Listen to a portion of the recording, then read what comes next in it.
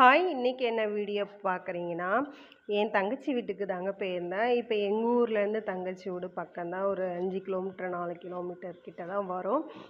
தங்கச்சி வர சொல்லியிருந்தாப்புல, மாட்டுக்கு தீவன குச்சி வந்து கேட்டிருந்தேன். அந்த கரும்பு மாரி இருக்கும் பார்த்தீங்களா அது.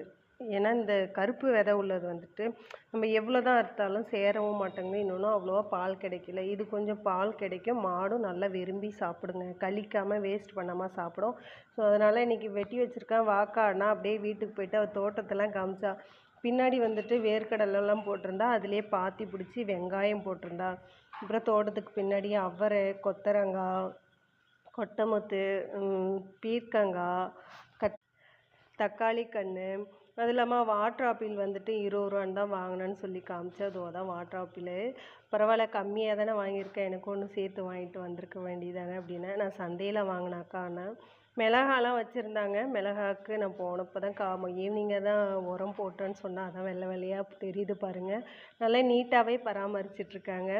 எனக்கும் இது மாதிரி ஆசை தான். என்ன ஒன்று, குரங்கு தொல்லை தாங்க முடியல. எது வச்சாலும் உடச்சி உடச்சி போட்டுறது. இன்னொன்று இப்போ நம்மளாலேயும் அவ்வளோவா பராமரிக்க முடியல. அதுதான் உண்மை. பார்ப்போம். தங்கச்சி தோட்டத்தை பார்த்தது எனக்கும் ஒரு ஆசை. கொஞ்சம் வீட்டுக்கான காய்களாக நம்மளே பயிர் பண்ணலான்னு சொல்லிட்டு.